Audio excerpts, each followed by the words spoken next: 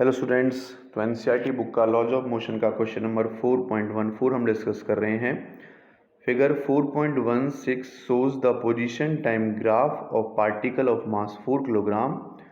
What is the force on the particle for t less than 0, t greater than 4 second and t lies between 0 and 4? Impulse at t is equal to 0, t is equal to 4 second. Consider one dimensional motion only. Okay बच्चों, देखो first point की ये बात कर रहा है, यहाँ से यहाँ तक अगर मैं बात करता हूँ, इसमें फर्स्ट पॉइंट मैं मान लेता हूँ कि अगर जो t है वो लेस देन जीरो, तो t लेस देन जीरो कहाँ से कहाँ तक, यहाँ से यहाँ तक कोई भी डिस्टेंस नहीं चल रहा है। अगर कोई भी डिस्टेंस नहीं चलेगा, ठीक है, if x is equal to zero होगा तो एक्सेलरेशन कितना होगा, ज़ीरो, और एक्सेलरेशन ज़ीरो होगा तो फोर्स भी कितना हो जाएगा, ज़ीरो हो जाएगा। सिमिलरली अगर मैं बात करूं t is greater than 4 second, तो t ग्रेटर देन 4 सेकेंड में भी यहाँ से यहाँ तक देखो, यहाँ से यहाँ तक भी क्या है, कोई डिस्टेंस नहीं चल रहा, 3 मीटर पे ही रुका हुआ है। तो इफ़ फिर वही कंडीशन लगेगी, x ज़ीरो है तो एक्सेलरेशन भी ज़ीरो, तो फोर्स भी क्या हो जाएगा बच्चों, ज़ीरो हो जाएगा।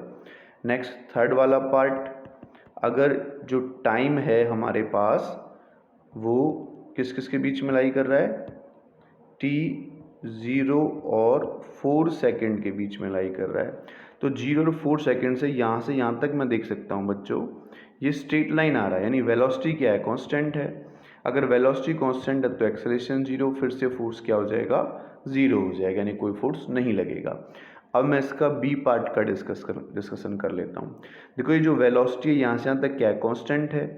अगर मैं वेलोसिटी निकालता हूँ तो वो किसके इक्वल होता है, डिस्टेंस अपॉन टाइम, यानी x अपॉन टी के इक्वल होता है।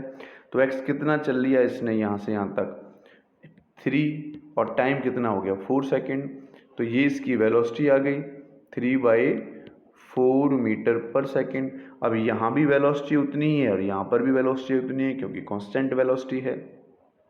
तो अगर मैं बात करता हूँ at t is equal to zero, तो उसकी इनिशियल वेलोसिटी कितनी है, ज़ीरो, और फाइनल वेलोसिटी कितनी हो जाएगी, 3/4, है ना। यहाँ पर वेलोसिटी इसकी इनिशियल जीरो के बाद एकदम से तो बढ़ी इस डायरेक्शन में, तो कितनी हो जाएगी, 3/4 हो जाएगी इसकी वेलोसिटी। तो यहाँ से अगर मैं इम्पल्स निकालता हूँ तो इम्पल्स का फॉर्मूला क्या है, फाइनल मोमेंटम माइनस के इनिशियल मोमेंटम। तो final momentum mass into velocity और initial momentum mass into velocity, तो जीरो ही हो जाएगा क्योंकि इनिशियल वेलोसिटी जीरो है। मास कितना दे रखा है हमें इसमें, 4 किलोग्राम दे रखा है, तो वेलोसिटी कितनी हो जाएगी, 3/4, यानी इम्पल्स कितना आ गया, 3 किलोग्राम मीटर पर सेकेंड, इसका इम्पल्स आ गया। ना अब मैं बात कर लेता हूँ at t is equal to 4 second की। t is equal to 4 second कहाँ होगा, यहाँ होगा। तो इसकी जो इनिशियल वेलोसिटी है वो कितनी हो जाएगी, 3/4 मीटर पर सेकेंड, और उसके बाद देखो ये कांस्टेंट हो गया, ठीक है, कांस्टेंट हो गया, तो फाइनल वेलोसिटी क्या हो जाएगी, ज़ीरो, क्योंकि उसके बाद ये बढ़ ही नहीं रहा, डिस्टेंस जीरो, तो वेलोसिटी भी क्या होगी इसकी, ज़ीरो हो जाएगी। तो यहाँ से अगर मैं इम्पल्स निकालता हूँ at t is equal to 4 second में, तो वो भी फाइनल मोमेंटम माइनस के इनिशियल मोमेंटम।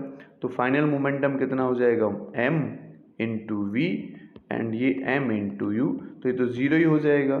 ज़ीरो माइनस के ये कितना है, 4, और वेलोसिटी कितनी है, 3/4, यानी ये कितनी आ जाएगी, माइनस के 3 किलोग्राम मीटर पर सेकेंड, ये इम्पल्स आ जाएगा इसका।